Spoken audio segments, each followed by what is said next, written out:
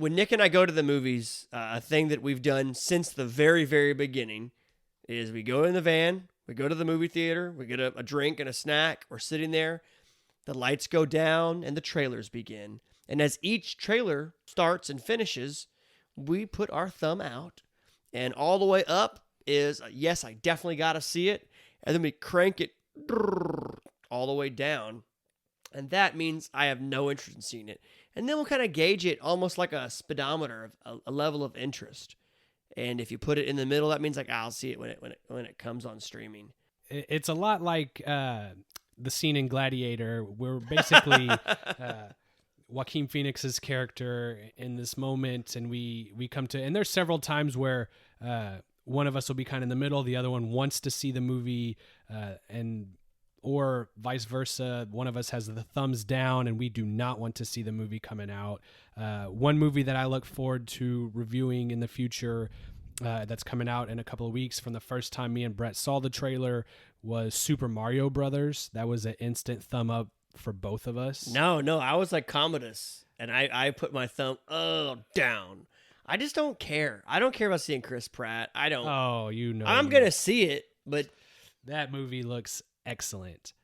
It's funny though when you're in the theater, there's nothing like watching the trailers in the theater, and I really try my best to avoid anything, everything, all the trailers. Anything, everything, all at once.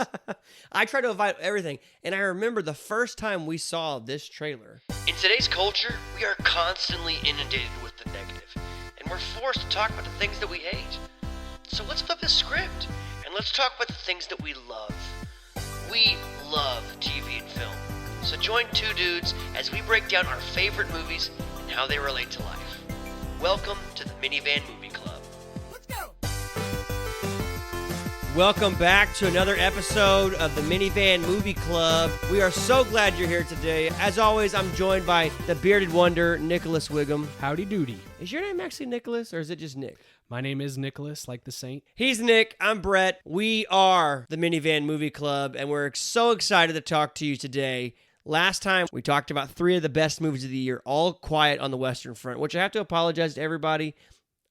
In the entire episode, I kept saying all is quiet on the Western Front. Grammatically, it makes a lot more sense. And just so you know, I know that's the title. And it was so embarrassing to be listening to it in post and editing it over again. And every single time I said it wrong. So I'm sorry, but I couldn't just cut all the is out of every piece of the audio file because then it just sounded terrible. So we recapped All Quiet on the Western Front, The Banshees of Inisherin, and The Darling of the Year, Everything Everywhere All at Once. And just as a quick numbers recap, these 3 movies combined for 29 total nominations and 11 wins. And it was just a stellar year for movies, for the award show. And while there's always a little bit of like cheeky wokeness across the awards season, I am really happy that these films got their flowers and they got their recognition. I was looking up the winner of Oscar for Best Picture last year. I've never heard anybody talk about that movie. Not one time. Yeah, Coda was weird. Green Book was great 2 years ago. I loved Green Book, a lot of significance, but I did the same thing. And if you haven't had a chance to listen to our shows on those 3 films, check them out on our Spotify and our YouTube channel. You can recap all of our past episodes there, and you can interact with the entire Minivan Movie Club in the comments section. But we ain't here for them this week. This week, we are talking about the best movie of 2022, the unequivocal, absolute best movie, because while we loved those 3 movies and they combined to aggregate for a total of a 9.25 out of 10 here between you and I in the Minivan Movie Club, there was a movie from 2022 that stood out amongst the rest, and while it did receive a lot of attention, I don't think it got the true recognition that it deserves. And this film has fantastic acting, visuals, effects, moving moments, nods to the past, and it's got an exciting future. And if you're listening to the show, you know I am talking about Morbius. Morbius was, in fact, the best movie that we saw last year in theaters. Morbius! JK, LOL. No, if you're watching this episode, you've seen the thumbnail, you've seen the thumb title. We're talking about the best movie of the year. Today we're talking about Top Gun Maverick. There is not a movie that I talked to more people about last year, and I suggested that people go see than Top Gun Maverick.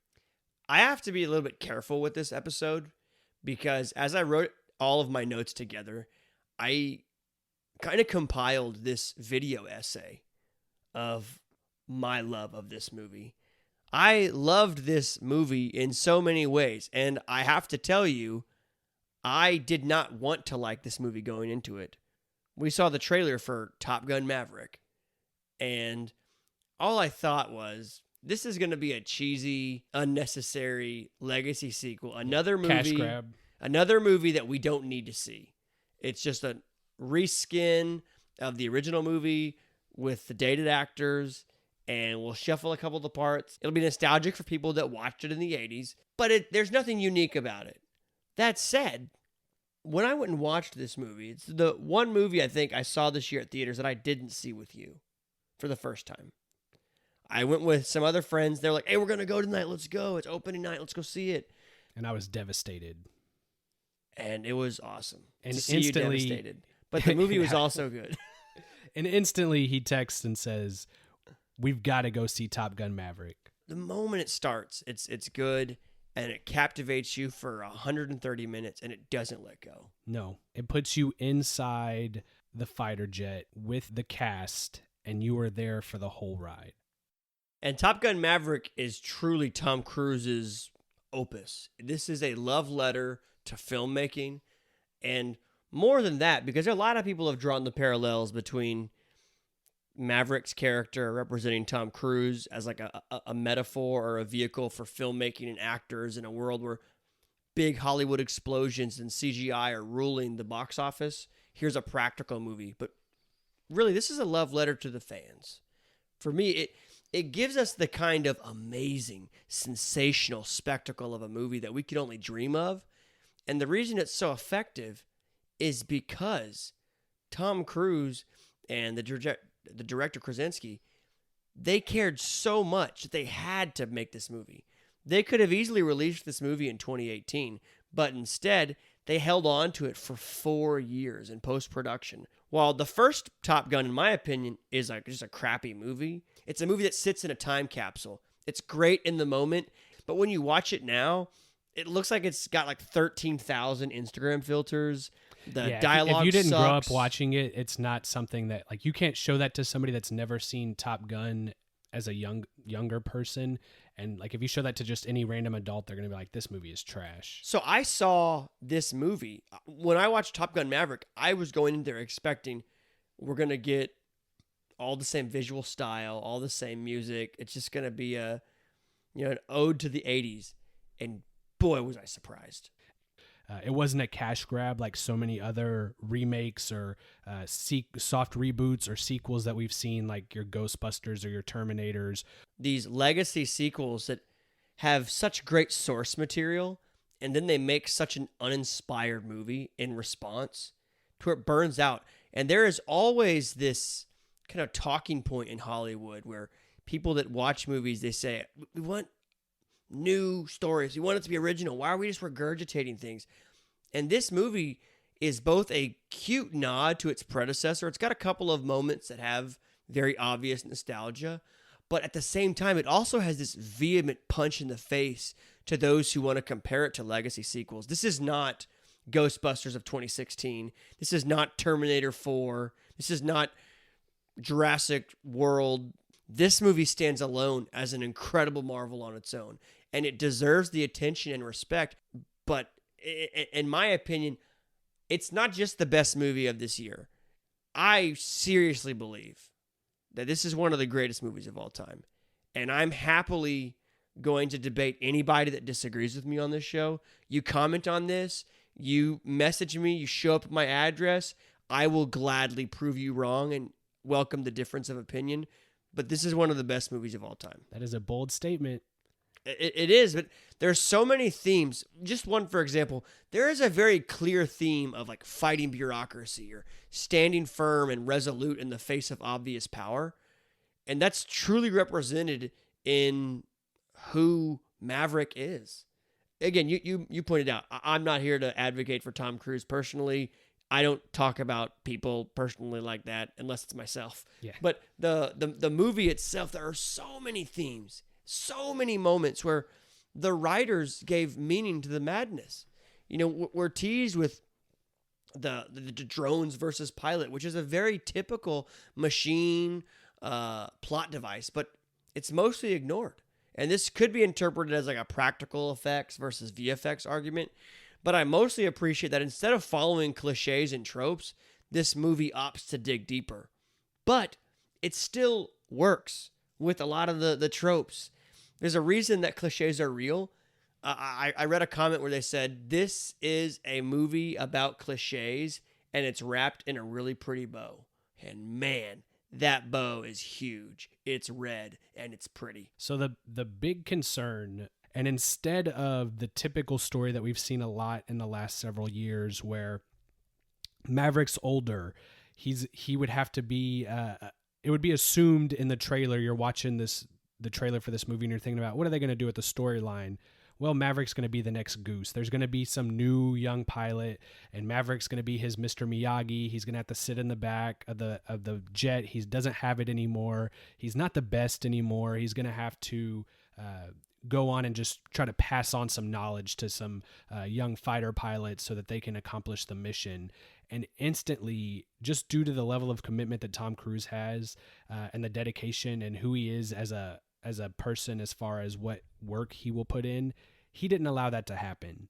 He is still the star and the lead of the movie, and you really appreciate the fact that he doesn't push the actors around him down. He just brings them up with them. So you have a diverse cast in the other students that he's teaching, these other fighter pilots.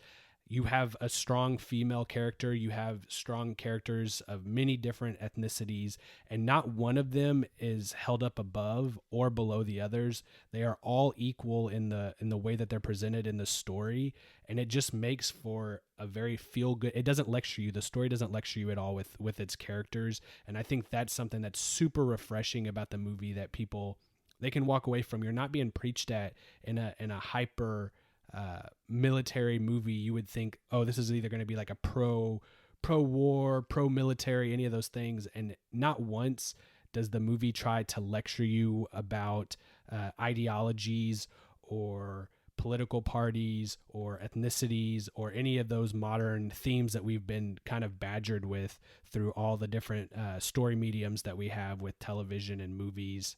Instead, it just allows you to, Brett said in one of our last episodes that he doesn't appreciate movies as an escapism, but it allows you to just go in and enjoy the movie.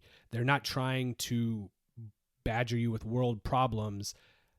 They want to entertain you, and it's clear from the start of the movie with the opening scene through the end of the movie that they were there to entertain you, and that is their main goal, and they accomplished that masterfully.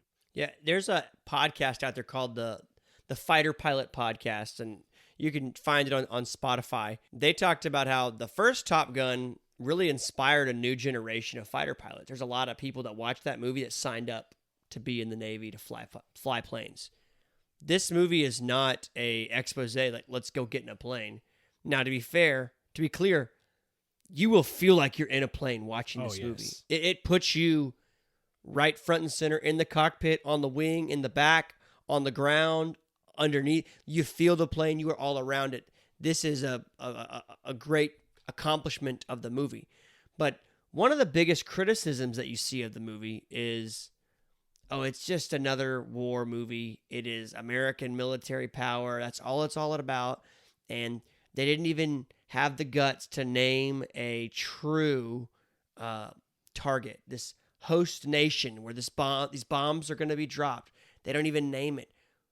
That's such a negative thing. Well, let me give you a counterpoint. There's a fantastic interview with the director, Joseph Kaczynski, where he was asked, why didn't you name a target, a host nation? And what he said, He didn't want in 20 years for this movie to be marred by political commentary. You know, when you watch the original Top Gun, it's very obvious that we're having a conversation about the Cold War. So when you watch that movie, it's very stark and icky. This, because it's separated from that, one, it gives actual validation to real life conflicts and real life crisis. If this was something like the Ukraine or Russia, which is much more relevant today, that could be a very different conversation that we're having. Instead, it lends itself to be much better as a viewing asset, but we're really forced to focus on the characters. This is the thing I really like about this movie in comparison to its predecessor, is that this world and the characters are real. You are really sitting in a plane. You are really watching people. And what this movie does much better than even some of the other movies that were nominated in different categories this year is it's really willing to sit in the low points so that when we get to the victorious moments, they matter so much more. When you look at the Marvel movies that have been really successful, yes, they have big moments and big wins and big losses where we have characters that die or we have a moment where we lose a battle. But it always seems like something is sacrificed. In this movie, there's some humor that is legitimately laugh out loud funny, but it never comes at the expense of the film's drama. It never comes at the expense of the characters' integrity or their decision making, which has been a big challenge for the MCU. Yeah, we've talked a lot about in the recent MCU movies that have come out how they've just been trying so hard to make it funny, and a lot of moments that they don't allow their actors to portray the character faithfully and to give it some serious moments, some gravity. Something that this movie does really well, and I don't know if you caught on to this, Brett, is the first several scenes of the movie, about all the way until like maybe 40 minutes left, they follow a very strict pattern. So they have a scene that is serious, followed by a scene that is funny, and then it's followed by a scene that's an action scene. And they work through this pattern throughout the beginning of the film. So really it starts with the action scene. So you get the jets first, and then you get Maverick, and he's finding out that they're losing their funding. And then he has kind of like a very serious moment where you get Ed Harris in. So he's playing the general. He's the guy. He's the actor from Westworld. So he just seems like a hard admiral that you would be intimidated by. And of course, Maverick, he does something exceptional in the fighter jet, and then it crashes and you have this moment of levity, but never does it mix the serious scenes with the comedy scenes in a way that takes away from the seriousness of the story. Maverick is living inside of an airplane bunker. Where else would the Maverick that we saw at the end of the first Top Gun live? He's working on a plane. He's hopping on the back of a motorcycle. You can clearly tell that he's still living kind of that bachelor lifestyle, and he's kind of taken it to the end of its life cycle. And I just thought you get a chance for him he realizes that if he doesn't hop into the experimental jet for his team, that all these people are going to lose their jobs. He knows that it is likely that computer systems are going to take over soon, but he has an opportunity here to help people again and to stand up to the authority figure in this situation, which is going to be Ed Harris, and do the right thing. And as Maverick, he has that character trait still. He does the right thing. And it's worth noting too, something I haven't heard many people talk about this aspect of what that scene is proving. One, it's proving that Maverick is still crazy. He still has that, true Maverick mentality. He will be a trailblazer. He will push the edge. He will go the distance. But you also are introduced to Hondo, introduced to a couple other characters. We get to see that these people are willing to go to bat for him. So Maverick is not the Maverick of Top Gun, the first Top Gun, that is a little bit adversarial, that is kind of yes, he's adversarial to the establishment, but there are people that believe in him. If Maverick said, I want to do this, I want to go Mach 10, even though we're supposed to go for Mach 9, and no one else believed in him, they'd shut it down. They wouldn't allow him to go on. But you see the great moment where he goes, yeah, suck it. Stick that in your Pentagon budget. After he goes Mach 10. Everyone in the room is ecstatic. Why? Because they are ride or die with Maverick. They are ride or die. So part of that scene is teaching you that, yes, Maverick for the past 36 years has been the wayward son. He's been a pilot. He's skipped out promotions. Everyone else realizes that too. So it's not like he is, when he's presented by Ed Harris, his character, by the Admiral, why haven't you been promoted? You could have been a senator by now. You could have been all these different things. What the heck? There are other people in the Navy that believe in him. He's someone they are literally ride or dying with. So when you go into the rest of the movie and you look at other moments, we're immediately given this credibility. In a sense, like Hondo and those characters behind him, they're us. We are taught immediately. This is someone that we care about. And you don't have to have cared or watch the first movie. I didn't like the first movie. Immediately in that first scene, I'm like, yep, I'm right. I'm just like the guy in the booth. I'm with Maverick.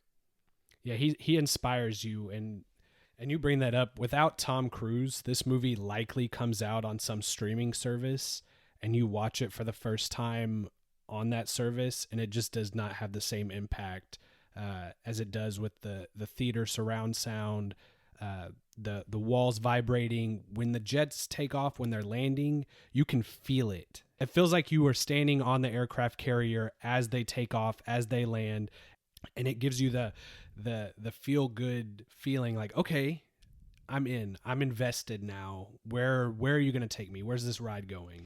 There's a couple of things that are really done well. Example, Ed Harris. He's an actor he's one of those actors in Hollywood that you just know. He has credibility. He's been in a lot of movies.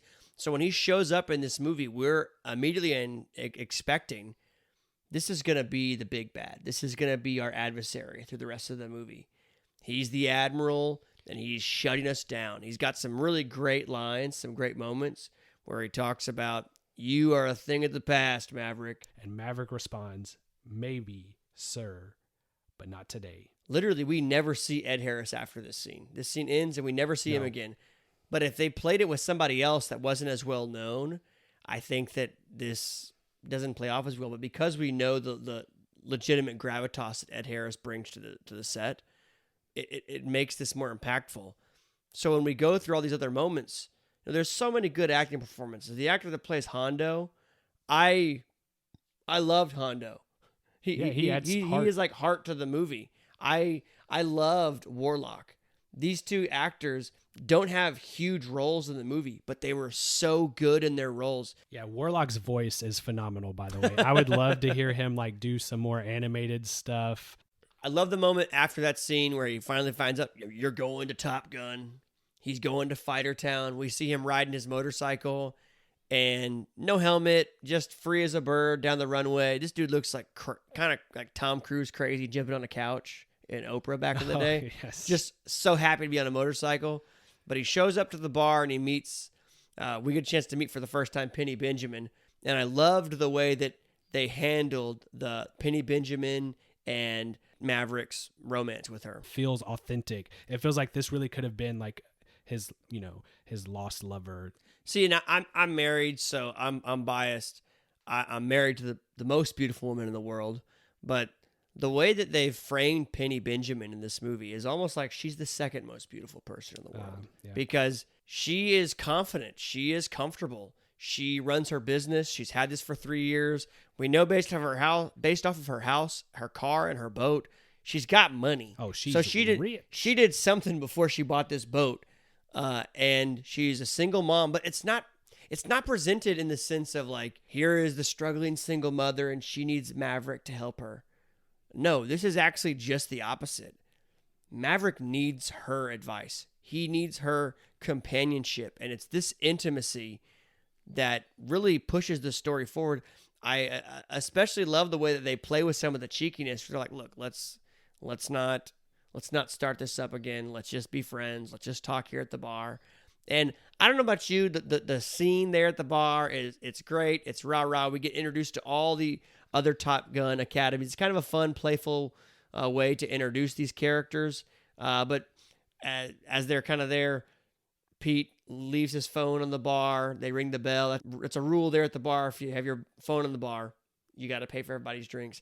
I think they should bring that rule back. Like that should not be a bar, like a Navy bar rule. That should just be any bar. Yeah, that would be hilarious. How much better would conversations be at local cantina or wherever if you didn't put your phone on the bars. I love the bar scene as far as an introduction to all the characters. You learn the pilots returning back to school, you learn their call signs, and instantly it sets us up for adversarial relationships. It sets us up, okay, you've got Hangman. He's essentially the new Iceman. He is a groomed, well-polished, efficient pilot. Clearly, the way that it's set up, he's likely the best pilot of the bunch. And it's worth noting, Glenn Powell as Hangman is just perfect. Oh, yes. That is perfect. I cannot wait to see him in other stuff. Oh, he kills this role.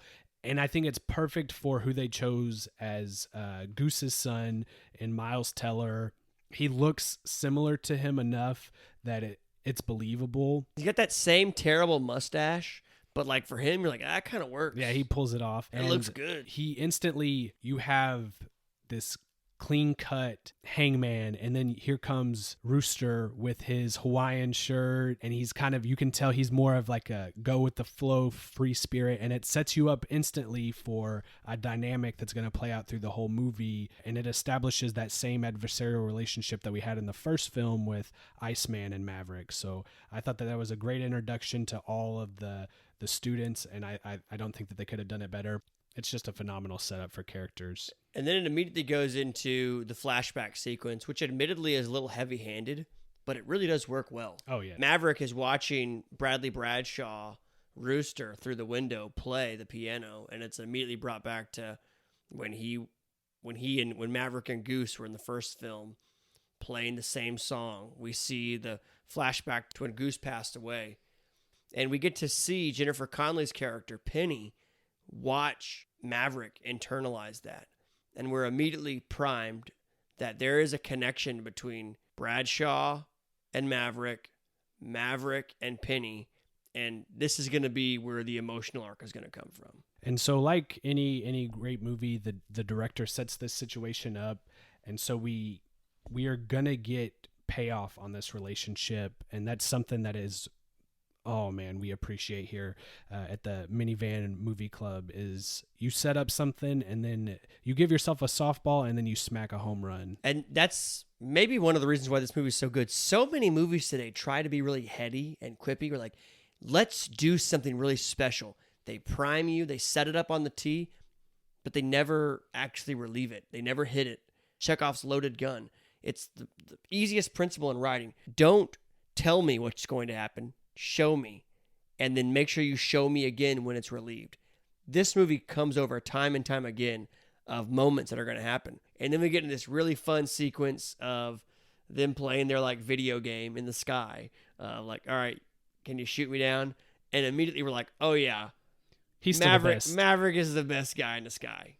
This is amazing. Yeah, and it gets your blood pumping, and it's and it's all real. It's real. It's not. That's the thing, is there's never something that you see visually in this film that pulls you out of it. There's not a wayward visual effect or something that looks like kind of cheesy, because they filmed all of it, and you get that feeling when you're watching the movie. And something the movie does really well from a storytelling perspective is they tell us what the mission is very early on.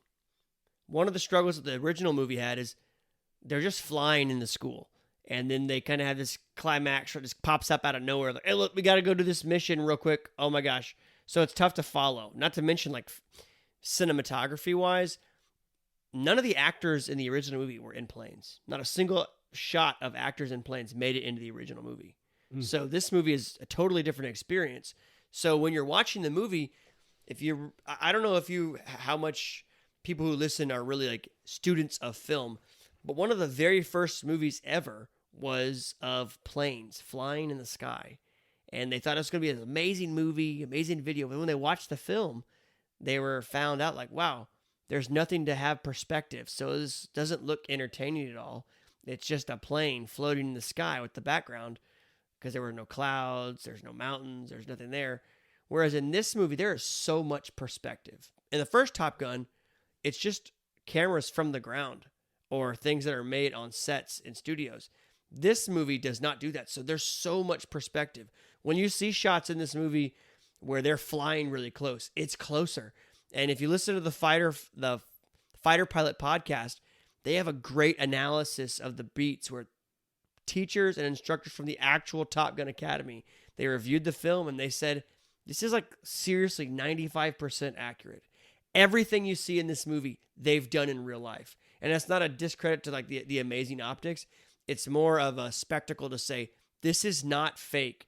This is not sensationalized flying. Yeah. This is actually what pilots do in planes. Yeah, it's not like they've like made up a bunch of like maneuvers that nobody would ever do in real life. Like you see a lot in like sports movies where they like come up with these wild plays that nobody would ever do and be like, oh, this is how good they are. They actually break down the corkscrew move that Rooster and Maverick get stuck in at the end of this scene. They're cork spiraling down, and the Top Gun instructor from the Fighter Pilot podcast, he said, I've been stuck in this maneuver a couple of times. What happens is you get so tight to somebody that you have to move off of them, and they move off of you at the same time.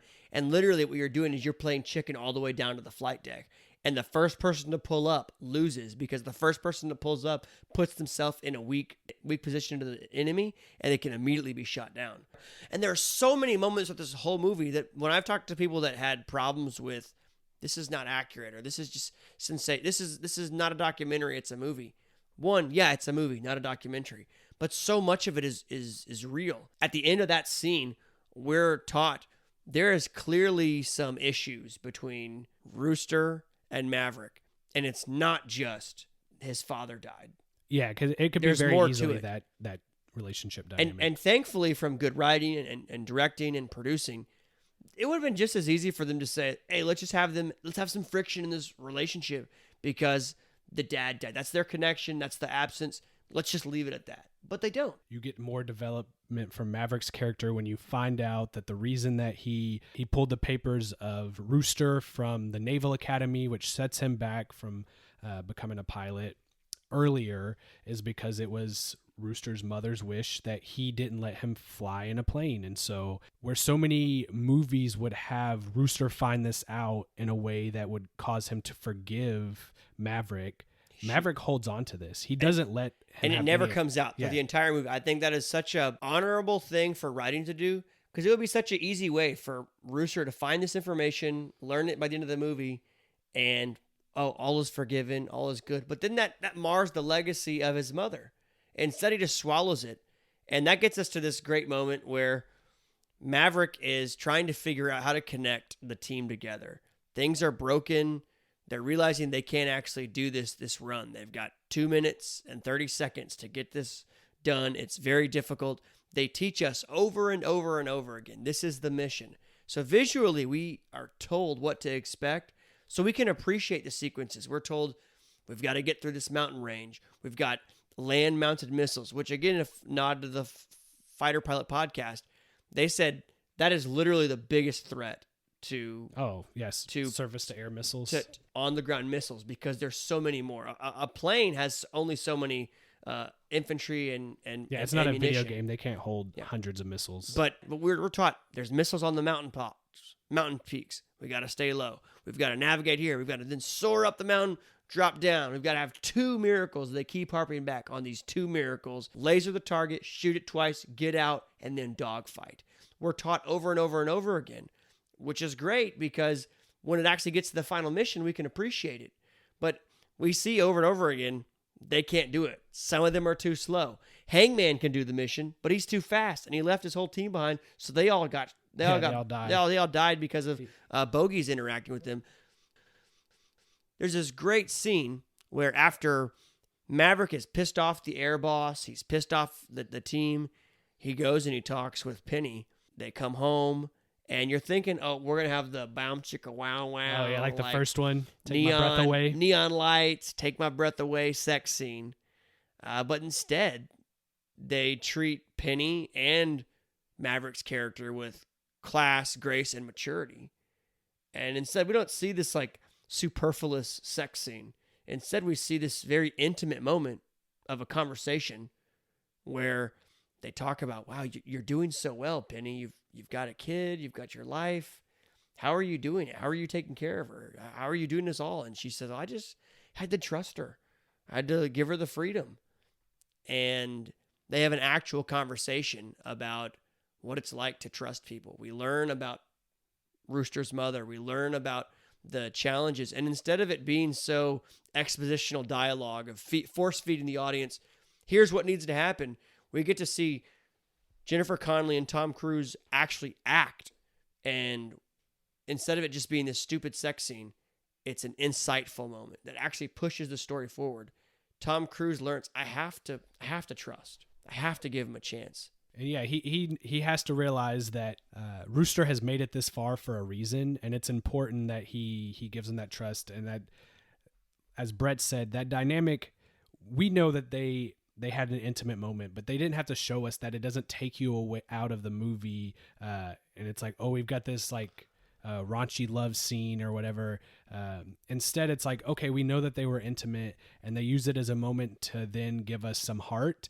And then it's immediately followed by a funny scene where he falls out of the window and the daughter is actually right there, and she sees him land. And so it gives you kind of this like, aha moment. And she instantly is like, please don't break my mom's heart again. Like she can't. And everybody in the movie theater goes, oh. And it's like, oh man, like you've done this before. Come on, Tom. And this off again, on again fling, like you realize Maverick's changed. This isn't just a fling. This is serious. He feels the stakes of the mission, and that makes him feel the stakes of life. Yeah, his mortality. He's realizing his mortality. That is a big theme of the movie is time, relationships. It is one of those lifelong themes that really speaks to it. And then we get to really one of the biggest heartfelt scenes of the movie is Ice Kazansky, Val Kilmer's role. Yeah, they do an excellent job. He's sprinkled throughout. They keep mentioning Iceman. They keep mentioning, you see Maverick texting with him.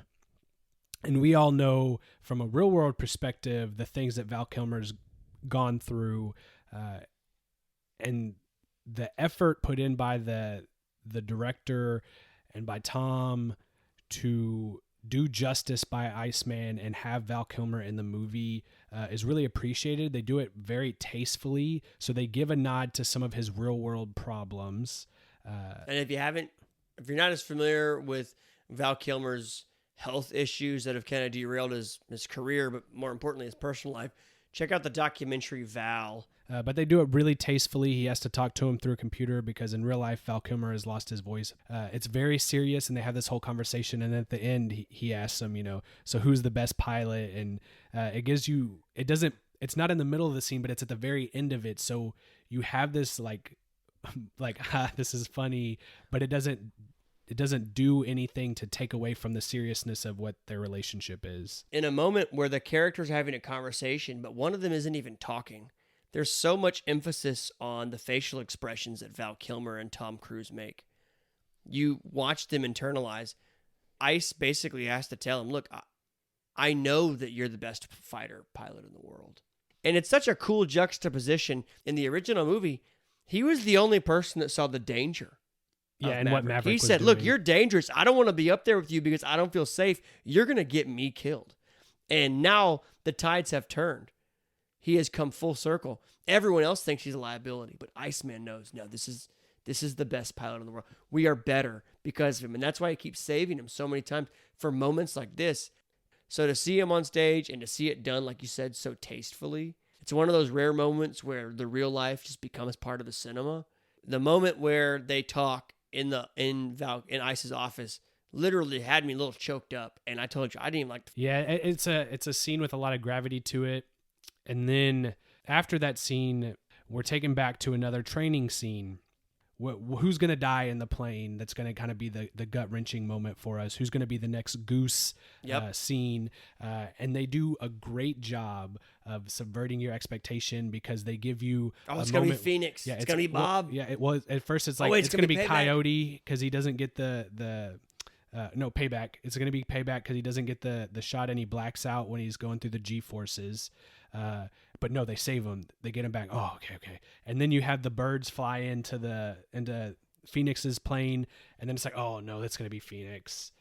And you get the scene. They get the ejection. More so, it's going to be Bob. And we're like, we love Bob. And you get Phoenix, rising Side out note, the ashes. There's a Bob in all of Tom Cruise's movies. It's like it's like an Easter egg. There's always a Bob in every one of Tom Cruise's movies. I did not know that. Yeah, there's always a Bob. It's like a personal thing of his. You're right. They did a great job of writing it to where your head faked twice. So even though The death of Iceman is we're told he's got cancer. It's bad. So we know he's going to die. But because of that training sequence, we forget about it. So when we're told, hey, it's ice, and then we start to see the funeral sequence, it hits a lot more. Well, and you get that two like gut-wrenching scenes back to back, because you get Rooster telling Tom Cruise's character, my dad trusted you and my dad died. And so you're like, oh man, that kind of hurts a little bit. Even though you know that it's not Tom Cruise's fault, you still kind of feel that pain. And then instantly the door opens and he's being told that Iceman has passed away too. And that takes us to the new flight boss. He pulls Maverick into his office, basically tells him, take all the time you need. We're done with your services here. And Maverick goes with his tail tucked between his legs back to Penny, who's going to give him that emotional payoff that she's been investing in him so far. And I'd like to give John Hamm some love, because he's perfect for this role. Another character where they just casted so well. And like you said, Maverick retreats to Penny, and Penny says, look, if you were up in the plane, you wouldn't give up right now. You need to surround yourself with people that believe in you, so that in the moments of crisis, it's the words that Penny says, not anyone else, that inspires Maverick to be bold. It's not Maverick being bold because he's ready to give up. It's not Hondo who loves Maverick. It's not all those ride or die people. No, it's Penny, the person he trusts the most. Because the stakes are real, he opened himself up. Because he opened himself up, he connected to Penny and gave a place of vulnerability to be spoken to. And now that is paying off. She could easily be like, this is my chance. I finally can have this relationship with Mav that I've always wanted. But instead of that, But she knows Mav. She knows this is what he needs. And she gives him that quality advice like any good woman would. She doesn't, if you love something, you got to set it free. And she knows that Mav has to finish his mission. And this gets into where I think the movie really starts to surprise me beyond just the way it just hit every beat so freaking well. Maverick steals the plane. I've had a lot of people say, that's so unrealistic. He wouldn't do that. He couldn't do that. You're forgetting who the people are on the flight deck. This is all the people that ride or die believe in Maverick. It would be super easy for him to hop in a plane and go off, because at most of these places, like literally the keys sit in the plane. If you don't think that somebody already has credentials to be on the base most of the time, could actively get in a plane, you think the government has things securely locked up? It would be so unrealistic if you or I did it. Oh, of course. Because I don't know how to ride a plane. I don't even look like I should be anywhere near a plane when I'm flying one commercially. For Maverick, no big deal. And they watch the run. And again, we already know what the run is. So when we watch Maverick do it, it's awesome. It's cool. They've clearly, like you said earlier, they've set us up so we know the parameters. And subtle nod, when we watch Hangman and Rooster do this run, we don't hear them grunt. Or we don't see that. We see the G-forces on them, but we don't hear or see the physical effects as much as we do when we see them on Maverick. When Maverick's doing this, he sets the perimeter to 215, and we hear we can hear those G-forces really pushing on him, because again, he's getting older. But he proves to them this can be done. And that's what I really appreciate too, is I saw an interview with the actors where they were talking about they got so used to the G-forces up there that Tom had to remind them, all right, guys, we got to play this up a little bit, because now you're not making enough of a reaction with the G-forces for the audience to be invested, because you always want to you want to project louder than the situation would be. And so at the beginning of the movie, you were filming it a certain way. We need you to kind of maintain that intensity. This is where the adrenaline really starts, but now we realize this is possible, and we are in the plane with them for the rest of this movie now. Maverick is the commander of this mission, and he's got to pick his people. He picks his team. We go on the mission, and the entire time that we're doing this, we are foreshadowing the end of Maverick. There's the lines shared between Hondo. I don't like that look. It's the only one I got. Yeah, like, There's the line shared between Penny and Maverick before they leave. That look in the bar with his military whites on. You just get the sense like this is the last goodbye. He feels like this is it. And we've been primed the whole time that the movie, as we said, time is a big theme. Maturity is a big theme. The investment. We're being told by the writers, get ready, because there's a chance we're going to lose him. And finally, as Rooster and Maverick are about to take off, Rooster is about to come say something. And we get the sense from his like scared out of his mind look, there's going to be a connection moment. And instead Maverick says, no, just tell me when we get back. And the moment he said that, in my mind, I'm like, oh, he's going to die. Right. He's never saying anything to him again. They'll never see each other not in this plane again. And then we go on like the best action sequence ever made, maybe, because it's real. We see the visuals, the water, and I said this earlier, if you think it looks close in the movie, imagine how actually close it was in real life. Real life, yeah. The movie, we're told they're 100 feet off the ground. They're probably a lot closer, like 70, 50 feet off the ground. And I love, you talked about Rooster's emotional response. You really feel like he's like, oh, crap, like, can I do this? He's been saying he could do it this whole time, but he gets picked. He never expected himself to get picked. Everybody thinks that it's going to be Hangman. It's almost a microcosm of like Miles Teller's kind of complicated career. He's had some really great movies in Whiplash, Rabbit Hole, with those War are Dogs. great Oscar movies that he's been, but he's also got some clunkers and like Fantastic Four. So here you kind of have a little bit of identity where, as much as Tom Cruise is Maverick, I feel like Miles Teller is Rooster. Everyone believes in him. He's the up and coming guy, but he's just got to make the right choices, and he's got to believe in himself. He's holding on too long. And throughout the whole movie, we have these moments and these lines of, talk to me, Goose. Talk to me, Goose. From Maverick. And then we get this perfect parallel. While we're in the moment, Rooster has to decide, I got to pick up my speed. I got to do this. And he says, talk to me, Dad. And in the earphones, he hears Maverick say, don't think, just do. Come on, kid. And poof, we're off to the races. And from that moment on, this movie does not let go until the very end. It just goes. We're ready to go. Here, we know exactly what's going on. Even when Maverick completes his run, we're excited. That's miracle number one. But then he immediately jams up, hitting 11 Gs, going up to avoid cratering into the side of the mountain, and he's immediately exposed to bogeys and to the ground attack, the land-bound missiles. Rooster completes his portion, and he's the same thing, and we're so relieved that the mission was successful. We get the battle room on the aircraft carrier. Yes, we're all... But immediately it goes into it's absolute pandemonium. Oh, yes. There are missiles and planes everywhere. There's a couple of cuts and cinematic moments where they draw the camera and fade out to where we can see all the pandemonium. And again, this is all actually happening. They shot this. There is so little CGI in this movie. There's virtually no green screen. So you're actually seeing all these coordinated efforts.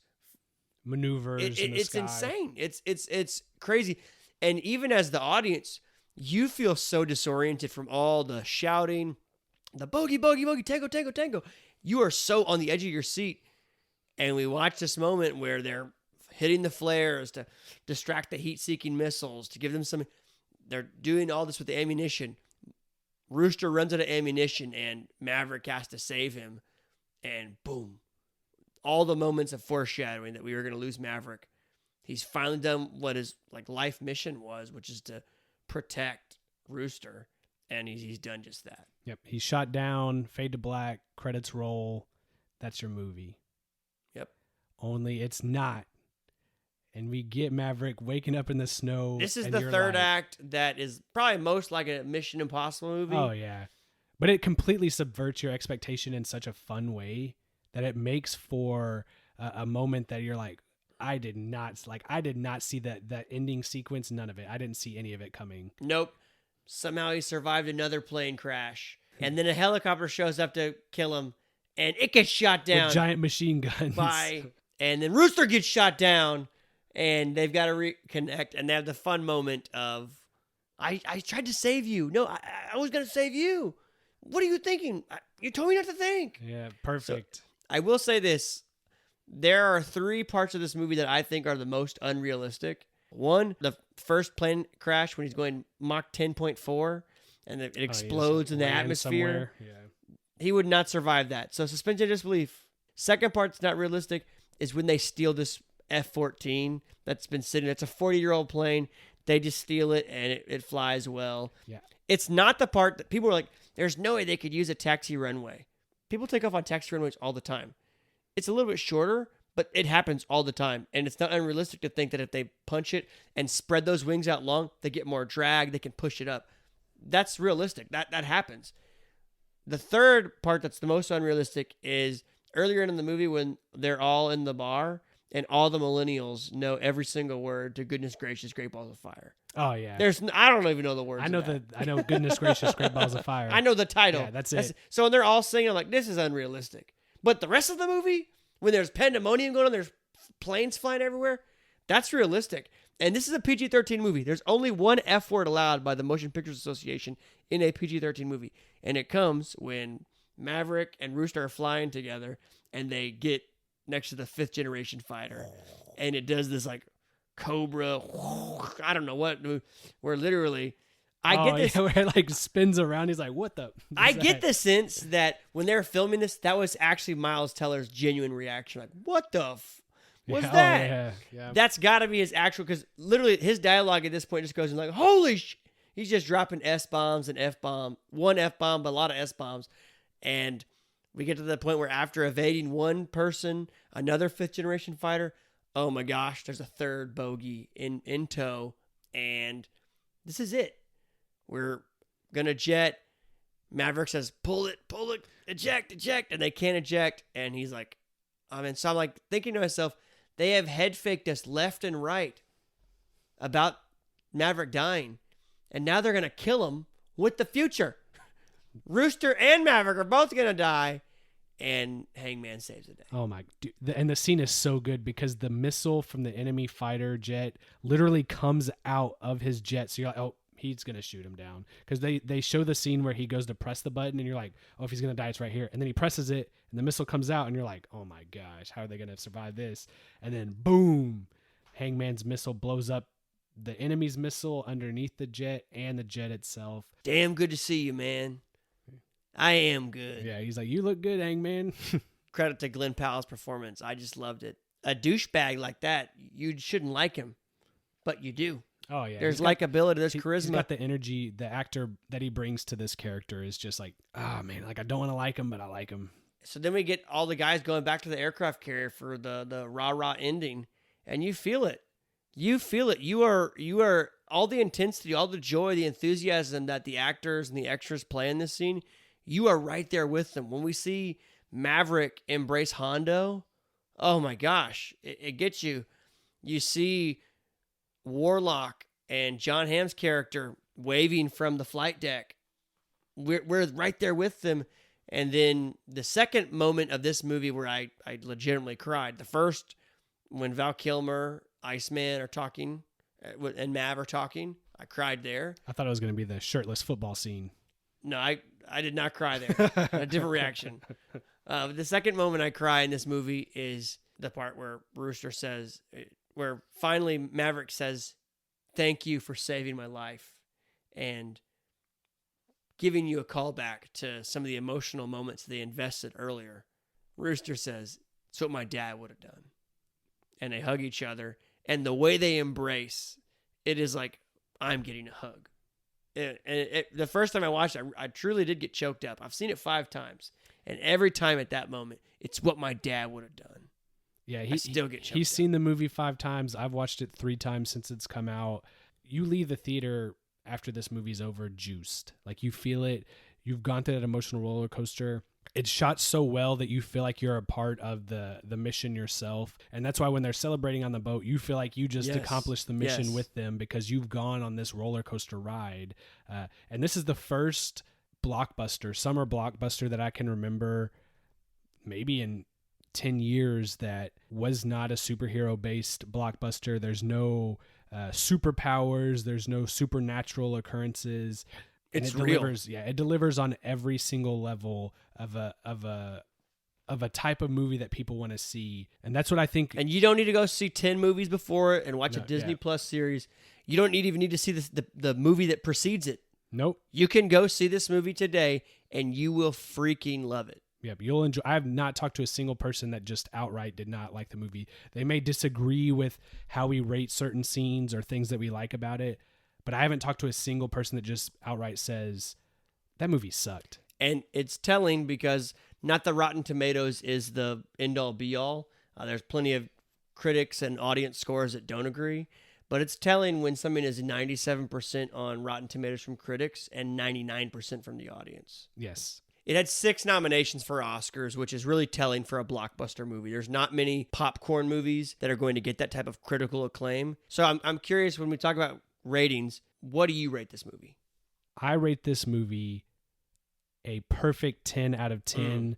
I've like I said, I've watched it 3 times. Every single time it gets the same emotional response from me. It gets the same laughter. It gets the same investment. I texted Brett while I'm watching this movie, and I'm like, I am juiced right now. Like I could run through a wall listening to Danger Zone, the beginning scene of this movie. It makes my spine tingle. It gets me going. I don't need to explain this. It's going to be a 10 out of 10. I've Top Gun Maverick it's heart, it's genuine, it's pure, it's honest, and it's real. And I think people are going to ask this question. So why did Top Gun Maverick strike such a chord with audiences? Why did they care about it? And to me, at the heart of this film, it's a film about feeling relevant. It's a film about changing the world. It's about family. It's about growing up and facing one's legacy. And those themes resonate. This movie is billed as a movie about planes. I don't know anything about planes. But I know what it's like to lose. I know what it's like to love. I know what it's like to look back and think, I thought things would be different. And people are going to watch this movie not caring at all about planes, and they will love this movie. This is one of the rare films where every discussion after leaving the theater is about how much fun you just had, instead of an analysis of like the quotes or the parts of the components of the movie. You just walk out like, wow, that was amazing. And it helps that the filmmaking is pretty much impeccable from a cinematography perspective. Director Joseph Kosinski truly provides the kind of clear, streamlined action sequence that make blockbuster spectacles feel fun instead of mandatory. Because at the end of every Marvel movie, it seems like, all right, let's bring some like radioactive computer-generated monster, and that's going to be the culmination of the end. Instead, in this movie, we've been taught over and over and over again, this is how it's going to end. And when it happens, we're like, yes! We don't need a kaiju or a Godzilla in an industry where everything is drowned out in the film industry. There's so many movies where it's like, hey, we have got like 5 good ideas around it. We have to make a movie around these 5 ideas. Or here's some gags. Here's some characters. Here's some beats I want. This movie hits. It's consistent. And it's perfect. Movies like Top Gun Maverick are why the Minivan Movie Club exists. It resonates so much that when we first started talking, Brett had no facial hair and now he has a mustache. You are the bearded wonder. You can grow a great, thick face full of hair. The only thing I can grow is a mustache. And the first day I watched, I came back, I shaved my handlebars off my mustache. And my wife was like, what happened? I was like, I just, my razor guard went back. One of the things you and I talk a lot about when we're not on the show here is, what are the greatest movies of all time? What are those lists? And when I was a high school student with some of my buddies, we came up with a concept, what we called the top 10. What are your top 10 movies of all time? And we didn't necessarily rank them. It wasn't like 10th, 9th, 8th, all the way to 1st. It was just across all different genres, all different categories. What are the 10 best movies that you love? That's literally the first kind of analysis or discussion I started doing about movies. So you've got a top 10. I've got a top 10. And I want to tell you for the first time, this is in my top 10 of all time. This is not just the best movie of 2022. This is in the top 10. I don't want to do any spoiler alerts because maybe we'll do a show on the top 10 in the future, but it's in my top 5. I think back to when I was in 5th grade, I moved to a new school. And this is how important movies are in my life. The first question that I asked the new kids in the school that I was meeting was at the time the second Star Wars had just come out. The first thing that I'm asking these kids as I'm introducing myself is, hey, do you like Star Wars? I know it's super nerdy. That's probably why I didn't have any friends my first year at the new school. Wait, you have friends now? Yeah. Well, I pay for all of them. It just speaks to how much we love these moments, these movies, what they bring, these top 10. One of the important things to talk about when you think of a timeless movie is what it means when it's released. This movie has been hailed as the savior of cinema. And after COVID, there are a couple of movies that really tried to get you to the theaters, like Tenet, which is Christopher Nolan, which we love. I love Christopher Nolan, probably my favorite director. But even that story didn't have the same emotional ties of other Christopher Nolan films. There was Free Guy and Ryan Reynolds, which was just this very typical blockbuster of CGI and action and humor and actors that you know and love. But they weren't as successful. This movie did it. This movie ran for 21 weeks in theaters. That's almost half a year. It made more money domestically than any other movie ever has in the United States. That is nuts. And you cannot forget that in the future, whenever you look back at this movie, part of its legacy will be the world shut down for 2 years. And when we came back out of the darkness, there was this. As much as COVID played a bit of a role in Everything Everywhere All at Once and talking about some of the mental health or personal and familial problems people had, this speaks to them just as much. And in a certain way, I think it's more identifiable. For me, the lasting impression that I'm going to walk away from this movie is the relationship that Maverick and Penny have. Because they invested, they got the most out of it. If they didn't invest, it's cheesy. It's just fodder for the back of it. But instead, we're left with this really awesome experience, and we're taught so many amazing things throughout the whole story of this. It's not the plane, it's the pilot. And I'll always remember the line that Miles Teller says, "You told me not to think. Trust yourself. Trust your ideas. Put the good people in your life to make sure that you're making good decisions and things are going to work out." What I take away from this, it starts from the production with the intensity and the effort that Tom Cruise put into creating this film, the actors chosen, the rigorous 3-month course that Tom Cruise came up with to get these guys ready to be in the fighter planes. And that is something that he talks about when he first gets to the school, and that is pushing yourself to your limit. You're comfortable in a certain area. You're comfortable with the way things are going, that all of us can enjoy. And that speaks to the second theme of the movie that I think really hits home, which is teamwork. So many of us, especially as adults, we've gotten out of that team setting that we grew up in, that we thrived on, and not being a part of a team. You know, COVID put so many of us in our homes. We were isolated from teams at work, from friends and family. So you lost a lot of that team bonding and the importance of having a team to help you push to your limit and to see you can go further than you originally thought you could.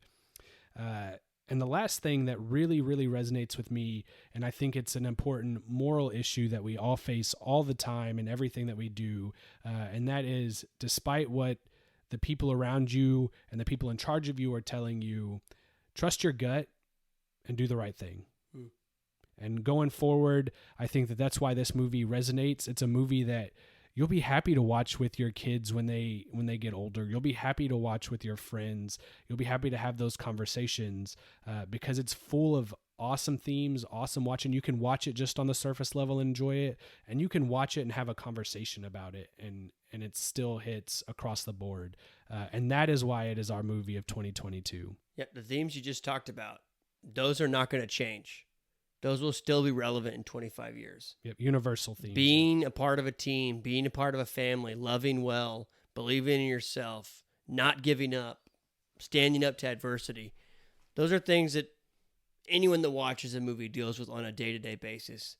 And it's a phenomenal film. It's something that all the other Oscar films that we broke down, they all had at least one or two of these themes, and they carried them out so well due to the effort put in by the cast and crew, and the effort put in writing, and the effort put in directing.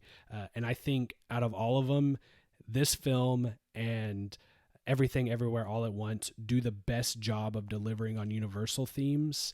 But for me personally, this one just absorbs it in so many ways and is so satisfying. And unlike Everything Everywhere All at Once, it does not require a rewatch to truly get everything out of it. Yeah, I think in the words of Sinead O'Connor, nothing compares to you. We could talk on and on and on, but I think it's time for this commute to end. So next week we'll pick up with a new movie. John Wick 4. We'll see you next time. Thanks for joining the Minivan Movie Club. Make sure you like, subscribe, and all the other bullshit people do on the internet. And don't forget to buckle up.